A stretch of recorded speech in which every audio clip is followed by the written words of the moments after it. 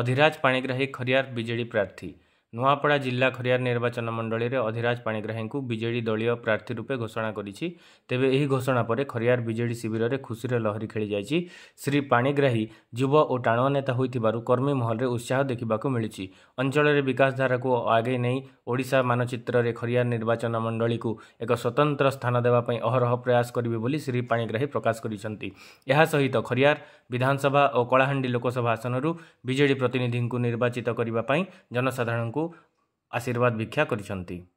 सर्वप्रथम माननीय मुख्यमंत्री श्री नवीन पट्टनायक को बहुत बहुत धन्यवाद देवी, कृतज्ञता देवी खरियार निर्वाचन मंडली समस्त जनसाधारण एवं मोर तरफ तत्संगे संगे 5T अध्यक्ष श्री VK पांडेन जी, आमर सांगठनिक संपादक श्री प्रणव प्रकाश दास महोदय को बहुत बहुत कृतज्ञता देवी जे मते आज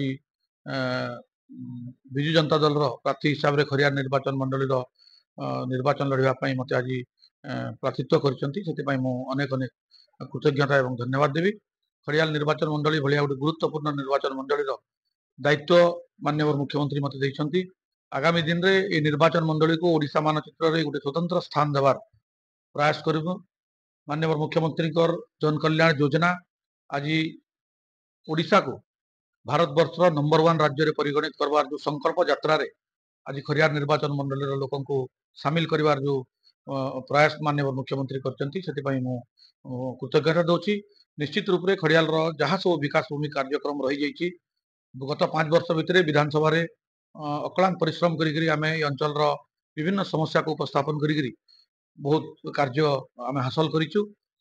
आशा रखुची जे मते खरियाल अगणित जनसाधारण आशीर्वाद रे जो माननीय मुख्यमंत्री टिकट देछंती मते जनसाधारण पुणी थरे निर्वाचित करी एठी दुईटा प्रतिनिधि विधायक एवं सांसद प्रतिनिधि दुई जन को निर्वाचित करी लोक आशीर्वाद करेंगे एवं आमे मध्य ए अंचल को गोटे विकसित अंचल रे अंचल विभिन्न समस्या को माननीय मुख्यमंत्री मार्गदर्शन रे आमे ताको समाधान करिवु एवं खरियार निर्वाचन मंडली को ओडिशा मानचित्र रे गोटे स्वतंत्र स्थान देवार आमे प्रयास करिवु। For more updates, please subscribe to our channel Samachar 24।